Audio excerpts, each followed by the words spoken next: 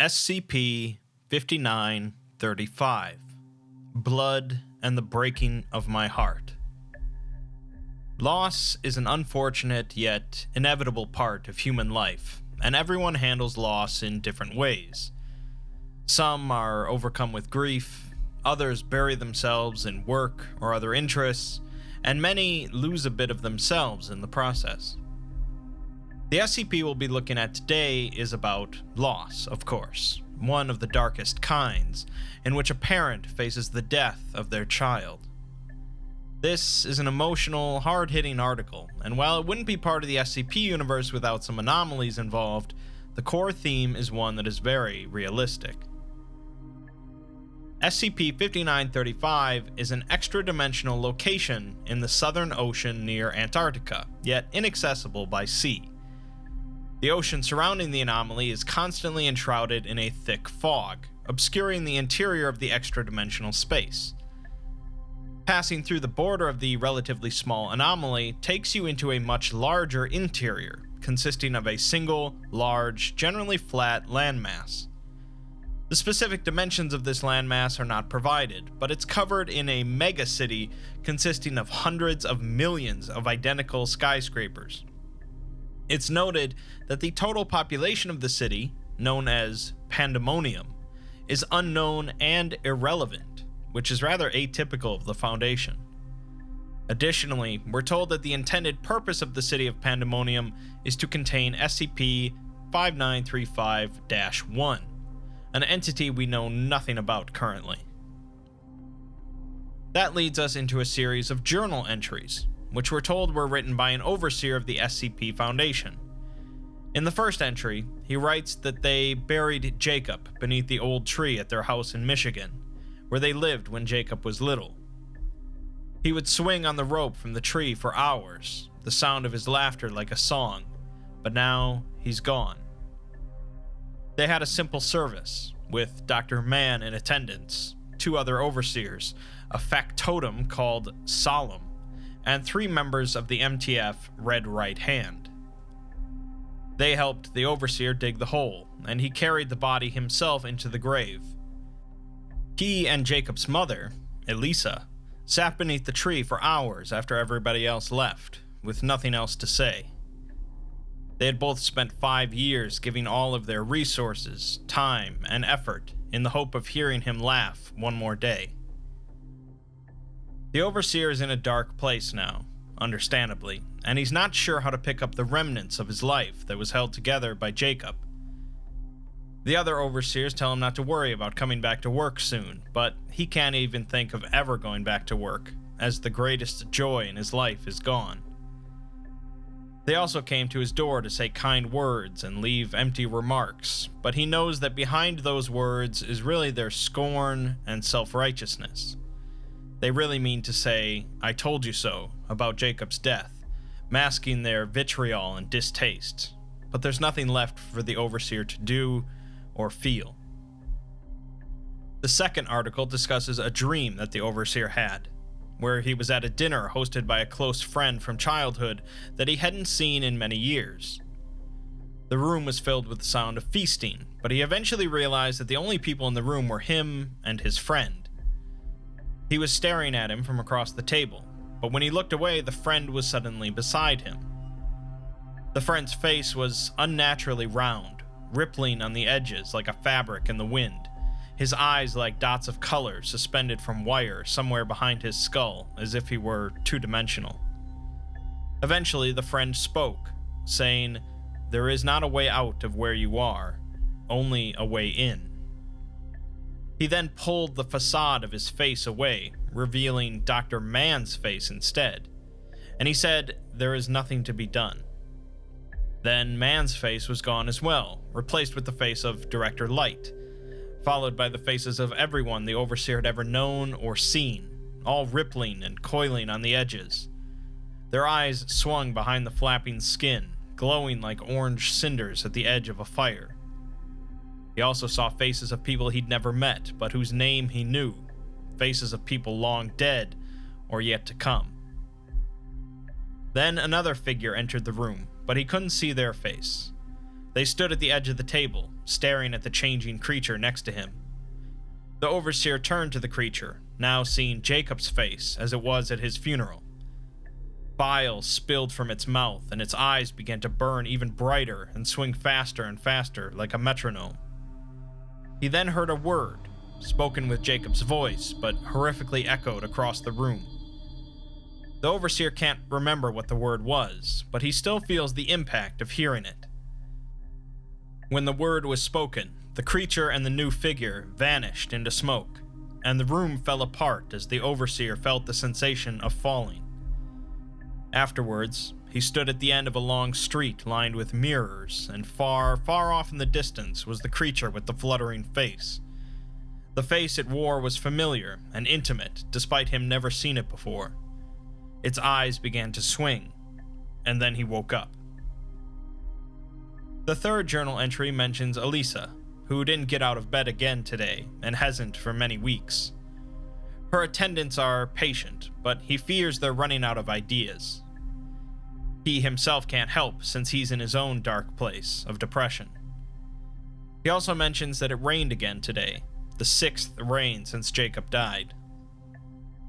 In the 4th entry, he discusses that he's continued to have dreams featuring the fluttering face and the swinging eyes, regardless of where he goes or what chemicals he takes to help him sleep. He discusses the dreams with someone named Agatha, but she can't really help either. She tells him to ponder the identity of the nameless person in his dreams, so he says that he will try, but he doesn't think you can name something that doesn't exist. In the 5th entry, he says that Elisa has stopped speaking again, and he found her in the yard clutching a toy Jacob had left outside, sitting in the pouring rain. She wouldn't come back inside until the rain stopped, and he wishes he could say that he stayed with her. The 6th journal entry says that he was wrong, because there is still something left to do. He's been in a place in his mind filled with despair and uncertainty. He says that there is no greater taboo than what he aims to accomplish, but it is the only way left. He can't stop the nightmares until he does this. He sent Elisa away to stay with another overseer, still in her stupor. He feared that he would be in a similar place forever if not for seeing this one thing that burned into his mind. He ponders if the other overseer knows what he intends to do, and if she does, will she try and stop him? Although it doesn't matter. He says that there is no way out of where he is, only a way in. The last journal entry has the overseer asking if Jacob would forgive him if he could see the dirt on his hands and what time and the earth had done to him. He wonders how someone so pale could have blood so dark, thick, and cold. It would definitely seem that the overseer has gone and dug up his son's grave, although for what exact purpose remains to be seen.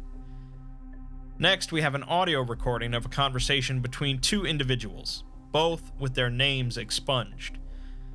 They are discussing someone that is currently in quarantine in a Foundation medical center, miraculously still alive.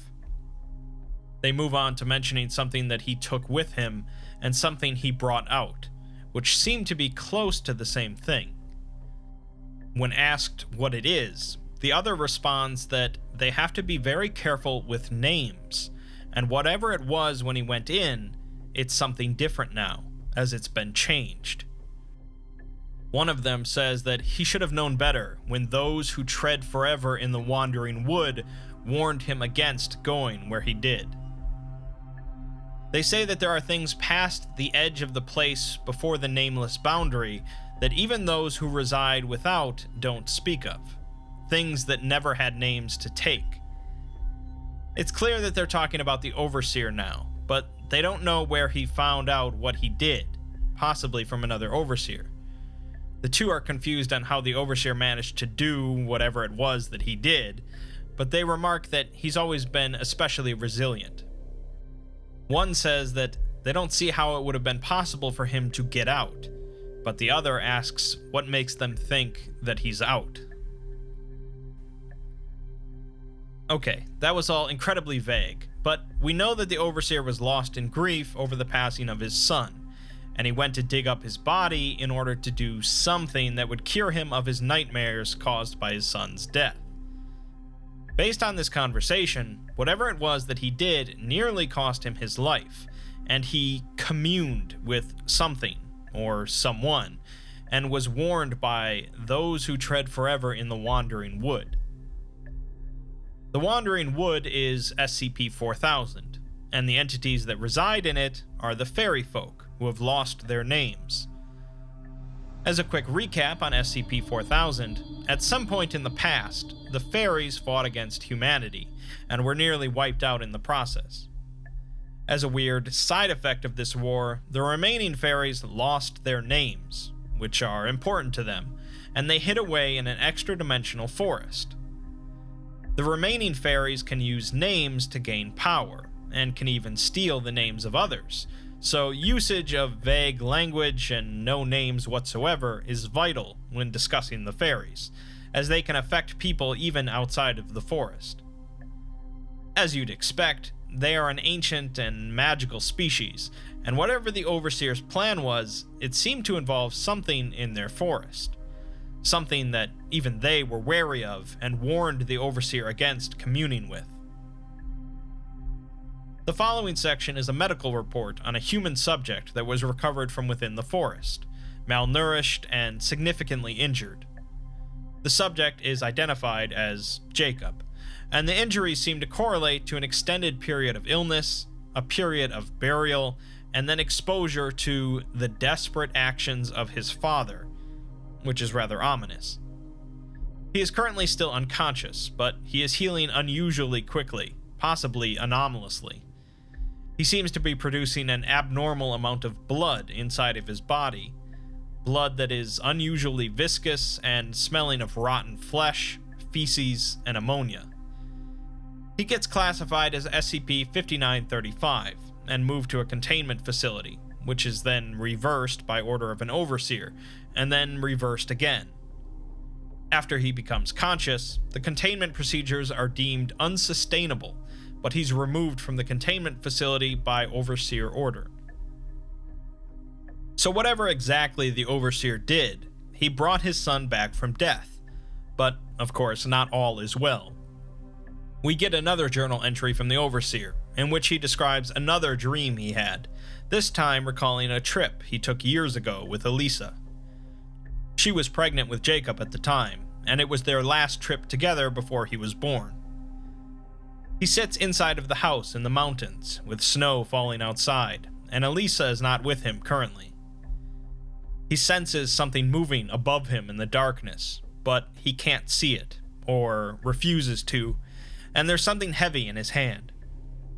Someone else in the room says something to him, asking him his name.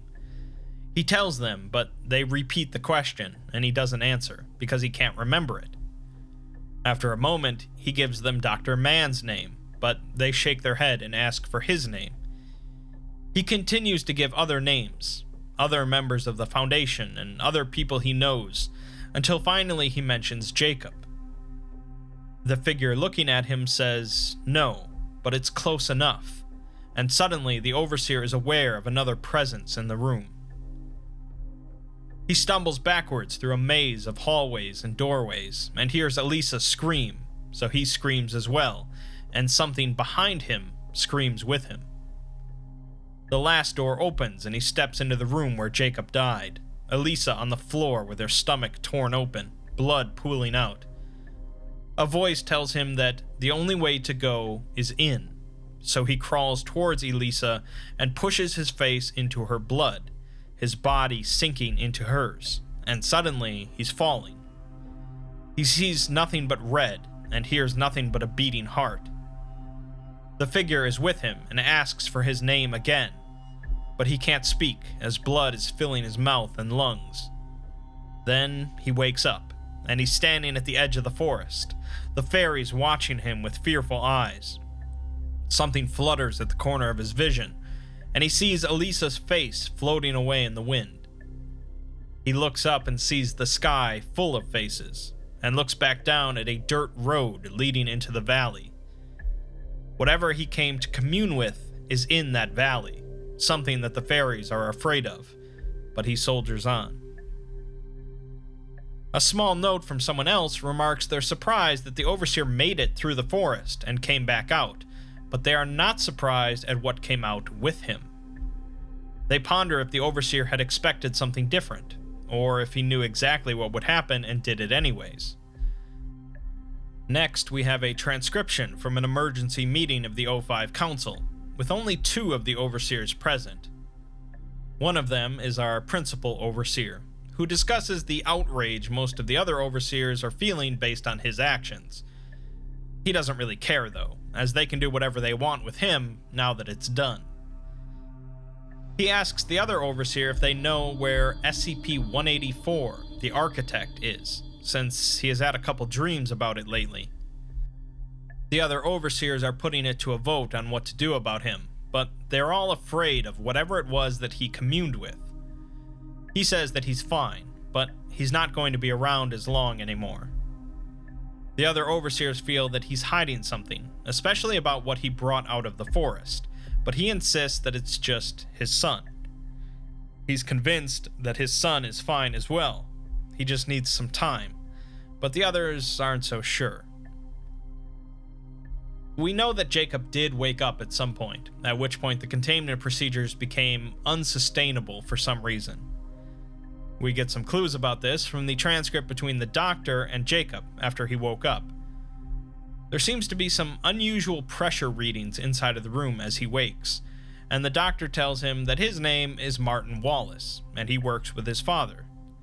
He then asks Jacob if he knows his own name, which he does, but then he says that the man's name is not Martin, and asks why would he hide it. The following section is very confusing if you're not aware of SCP-4000 and the effects of the fairies on those that break their rules of names. Basically, Jacob steals the doctor's name, taking his identity with it, and the other nurses in the room become confused on suddenly seeing the doctor restrained to the medical bed. There seems to be even more in effect here than normal in an SCP-4000 breach, as there are 2 Dr. Wallaces now, and it eventually leads to a violent altercation involving a knife. In the end, the doctor seems to recover, and Jacob becomes confused, crying out for his dad to help him. We're then given another O5 meeting transcript, this one with all 13 in attendance, to discuss the ramifications of the Overseer's actions.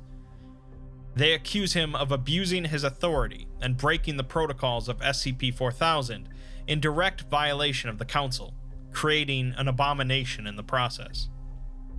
They say that Jacob is no longer a human being at all, but instead a true doppelganger, capable of impersonating anyone it wishes, with others unable to differentiate between the two, even if they see the transformation happen. This apparently leads to a great deal of mental strain on those who witness it, which is what killed 4 medical personnel so far. What's more, it seemed Dr. Wallace tried to put a knife into Jacob's heart, but it emerged from his own. So, there's more going on here than just copying. The Overseer says that his son might be a bit different now, but he's still his son, and he just needs some time at home to recover. Obviously, the others think that he's completely deluded, unable to accept that his son is dead, and this abomination is only wearing his son's face. One of the other Overseers then asks him what exactly he saw past the forest in the valley. He says that the path ended at the top of a hill, and below him was an idea, something that even their ancestors had forgotten. A place where the sinking guilt of loss and despair has congealed, and in that place there is a question, something innate to that place that didn't need words. There were 3 pieces to it, and for each piece there was a price to pay. He has seen horrors and esoteric truths, but the question at the heart of this place could not be contained by anything in creation. The location of the forest the fairies had fled to was not a place built for them, it was just their only option left. They had created the forest in that place as a maze to protect them from the thing that lies beyond the dirt road. He had gone into the forest in search of Jacob's name, in the desperate hope that if he found his name, he could bring Jacob back. Instead, he had stumbled through to the other side and found the thing that dwells there, something old, older than the fairies, the earth, and even the stars. He had to make sacrifices and pay the price, but he was willing to do it to bring his son back. He says that any of the other overseers who wouldn't make terrible sacrifices for those they love are liars. Another overseer says that none of that matters because he had betrayed his oath and broken sacred protocols. They plan to remove him from the council and terminate the abomination that was once Jacob. As long as he is on the council, though, he can veto the termination, so they plan on reconvening in 2 days to vote on removing him. Another interview is conducted with Jacob, this time from a psychiatrist, Dr. Moore. He is given a constant intravenous drip of Nestix in order to help counteract any anomalous effects from Jacob, and the interview is conducted remotely. Jacob is lucid, and the doctor asks him what the last thing he remembers from before he woke up. Jacob says that he doesn't think he's been sleeping, and asks where his dad is. The doctor then asks what he saw in the dark, and then seems to ask someone else what they're doing. The intravenous dispenser chimes, signaling an increase in dosage in Nestix pumping into the doctor to counteract the effects. The doctor recovers with some dizziness and asks again what he saw in the dark. Jacob says that he saw 2 lights, always together, one that was and one that wasn't, swaying. Another doctor then asks Jacob what was the first echo in that place, the first light or the second, or if they were always together. The dispenser chimes again, and Jacob seems to be losing lucidity, saying that he remembers 2 lights always together, and something old was watching. The dispenser chimes again, and Dr. Moore says that he's feeling ill. The other doctor asks Jacob how many steps did he take into the down below, but Jacob says that there were too many. The dispenser continues to chime as Dr. Bright pops in, asking Jacob how many times did he lose his name, saying that if you lose a thing so many times, can it really be yours? Dr. Moore has trouble speaking at this point, as other individuals ask Jacob how many lights and how many stairs there were, if there were always 2. Jacob continually repeats, always 2, as the dispenser chimes over and over, until Dr. Moore also says, always 2. As the dispenser continues to increase the dosage, the sound of a door opens and closes, and something thick and heavy hits the ground. As for what that all exactly means, the point is that Jacob is clearly some sort of powerful entity, and even speaking to him is incredibly dangerous. In another recording between the 2 individuals from before, they discuss the forest and what the overseer had seen and done there. One of them is unsure of why everyone is so anxious over what he saw there, as surely it can't be worse than a number of other horrors they are aware of. The other then goes into a discussion about gods, such as the broken god, the god of flesh, or the god of dreams. These entities are aspects of ideas, or creator gods, or gods of death. But then there are things that existed long before the first man broke bread with the new gods in his golden city, a reference to Autopapadopoulos. Things that existed before the universe had shape. They are not really entities, as they're not real. Instead, they are questions whose answers sprung forth into light and life.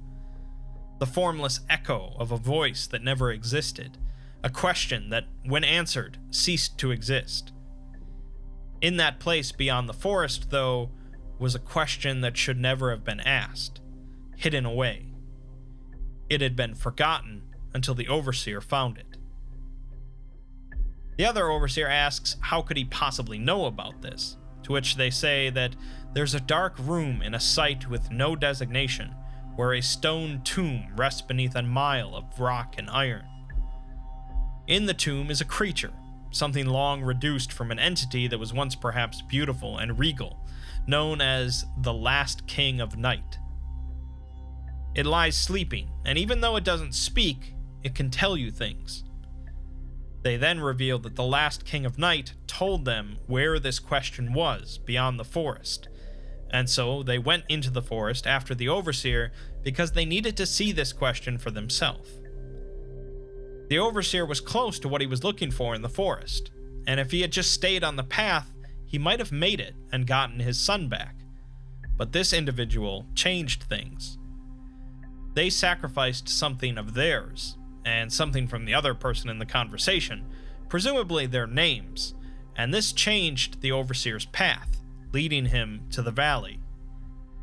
They say that the Overseer thought he was making a deal with a dead fairy god to bring back his son's soul, but you can't trade for something that no longer exists. The Overseer had sacrificed much, and received something else entirely. Okay, so who exactly this individual is that invested so much just to lead the Overseer into a trap like this is a bit of a mystery at this point. It's clear, though, that some very big forces are involved here, something ancient beyond ancient, and Jacob's current identity is very ominous. Another journal entry from the Overseer, and it seems that the rest of the council did end up voting him out.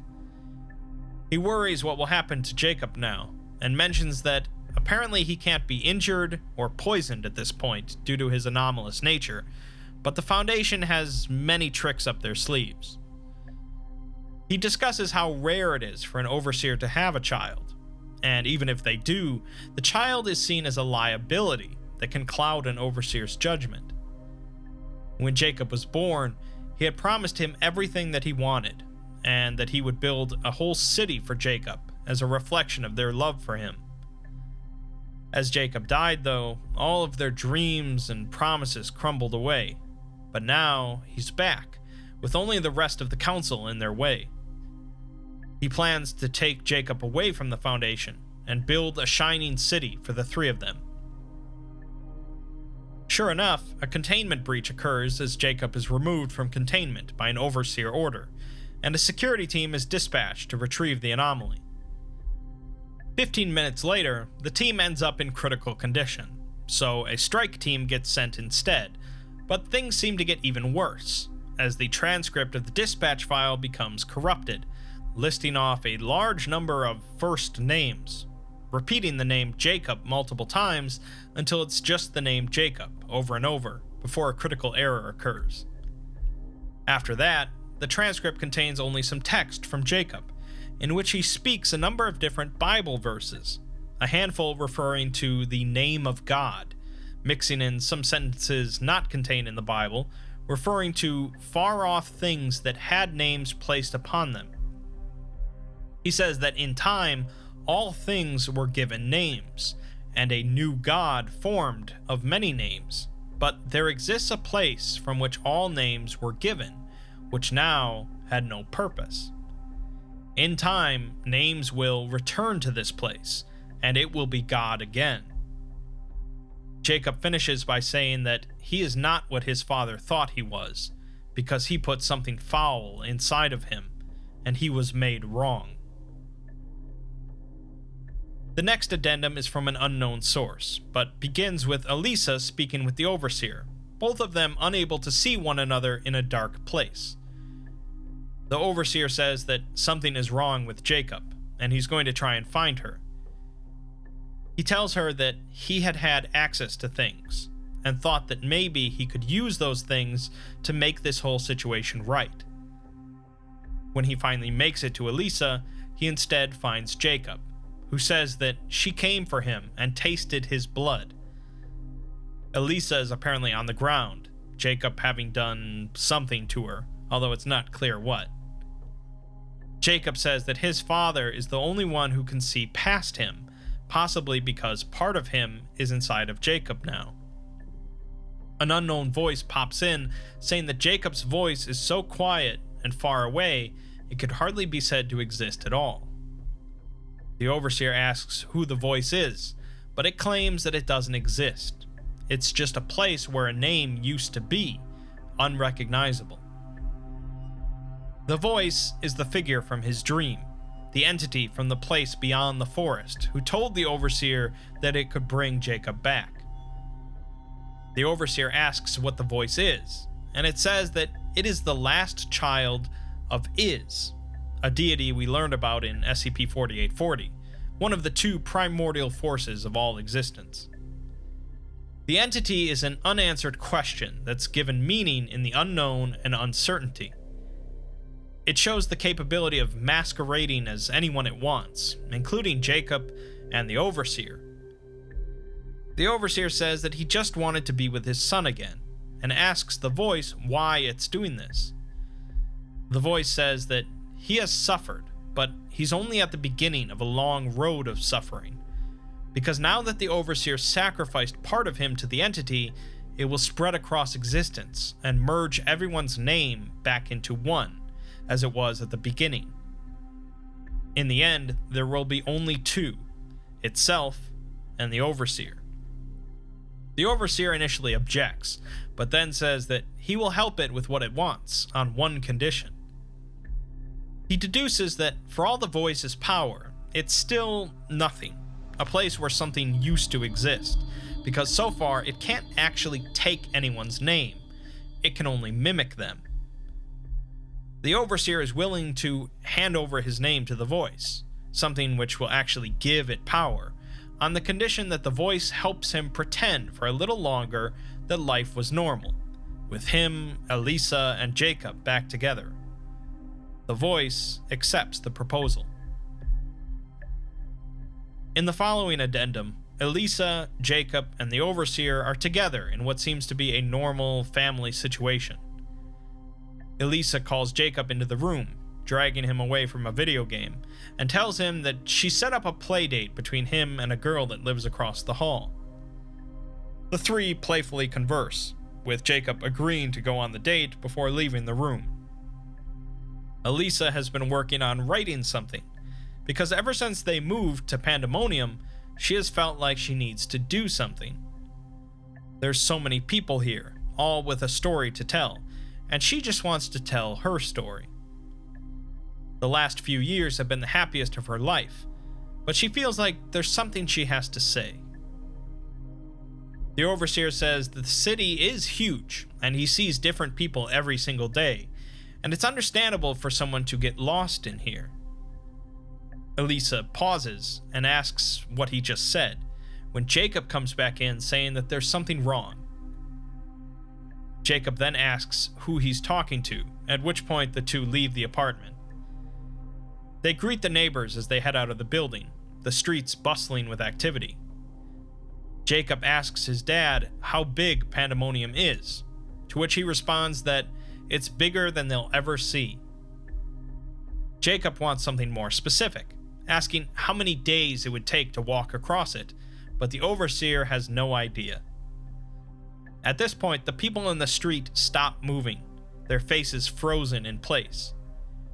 Jacob then says that he lied to him, as of course, this isn't actually Jacob, but the voice pretending to be him, as it is pretending to be everyone in the city.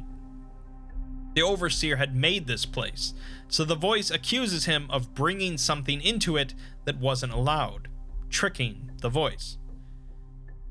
The Overseer says that everything here was here when they first arrived, but the voice isn't convinced, knowing that there's something else here, some other anomaly. The voice begins to panic, saying that this city is different somehow, and it's growing, but he doesn't know what's happening. The Overseer laughs and says that he promised his son he would build a shining city for him that they could share forever. The voice then realizes what he had done. If you recall much earlier in this video, the Overseer had casually asked someone else where SCP-184 might be. SCP-184 is a small metal object that continually expands the interior space of any room it's placed in, keeping the exterior the same. In this case, the city of Pandemonium is the room being continually expanded.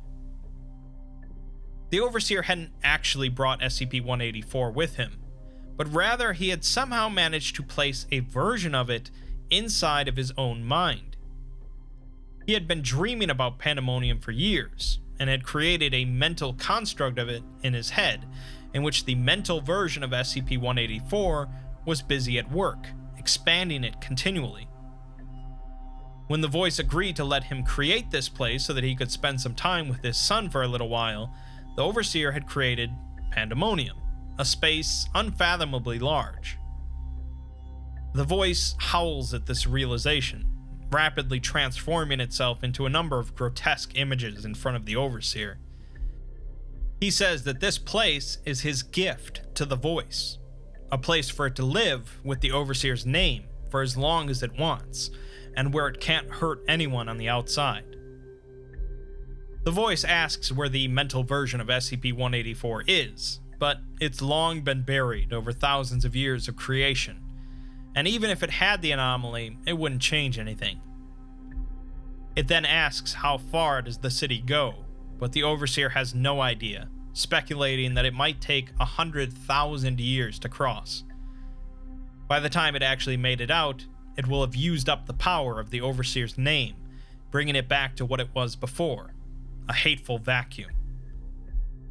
The voice says that it was accustomed to festering in the darkness of its own non-existence, so it will walk for 1 trillion hours if it must.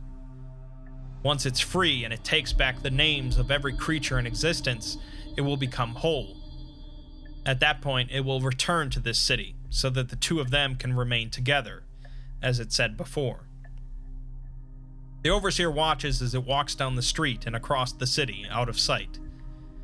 He goes back to his apartment, alone, but with a smile on his face. The document ends with another version of the SCP-5935 file, this one detailing a man that's been placed into a medically induced coma until further notice. The man's identity is anomalously difficult to ascertain, but his intended purpose is to contain SCP-5935-1. Alright, let's summarize, as that was a lot of prose and vague details to chew through. We have an Overseer, whose son tragically dies at a young age from illness. After the burial, both him and Elisa lose themselves in grief, but the Overseer decides that there is possibly a way to bring his son back, if he goes into the forest of SCP-4000 and retrieves his son's name. He had apparently gotten close to doing this, but another individual, one who had spoken with the ancient last King of Night, purposefully drew the Overseer into finding the valley beyond the forest. In the valley was a primordial entity, or non-entity really, a thing without a concept, basically a principal question of life that had gone unanswered. This thing seems to be the one responsible for the power of names, and it seeks to claim names for itself, just as it had in the beginning. The Overseer foolishly makes a deal with this thing in hopes that it will bring Jacob back to life, which it sort of does, but basically it was just masquerading as Jacob, becoming a dangerous anomaly. For some time, the Overseer is convinced that his son is back, and he just needs some time to recover from the ordeal, much like a certain Stephen King story. Meanwhile, he's been dreaming about the city of Pandemonium, which contains a buried version of SCP-184, which is continually building inside of his dreams. He eventually realizes what he's done, and comes to the understanding that his son is truly gone, as well as his wife, so he tricks the entity. The entity, now empowered by the Overseer's sacrifice as part of their deal, and present in the real world, plans to essentially consume all of existence, taking everyone's name back into itself, which will make it God. The Overseer willingly gives up his name to the entity, further tying the two of them together, and in exchange, he wants the entity to pretend to be Jacob and his wife for a little while longer. The entity agrees, and the two dwell in the Overseer's mind, in his mental version of Pandemonium. Here's where things get a little tricky, as it seems that the entity's power is extremely limited in this place, capable of masquerading as any number of people in the city, including Jacob and Elisa, but that's about it. Additionally, to leave the city and the Overseer's mind, he has to actually move to the boundary of the city, which is of an unknown size, thus trapping the entity there for a long, long time. The Foundation realizes what happens, and keeps the Overseer in a medically induced coma to contain the entity, although the Overseer's name and identity no longer belong to him. Regardless of all the weird anomalies and primordial deities in play here, the core concept is still one that's very realistic. We have a father who was forced to bury his son, and lost himself in his grief, unable to accept that his child was really gone. In the end, though, he finally did accept that his son was dead and gone, and found some peace with that. I really recommend, if you enjoyed this one, to read the actual SCP article yourself, as I merely summarized a huge amount of dialogue between characters. Whether the entity will ever actually leave the Overseer's mind with any power is left as an unknown, but the point is that the Overseer corrected his mistake, sacrificing himself in the process. We all deal with loss differently, but let this be a lesson to not make deals in anomalous fairy forests with primordial question entities.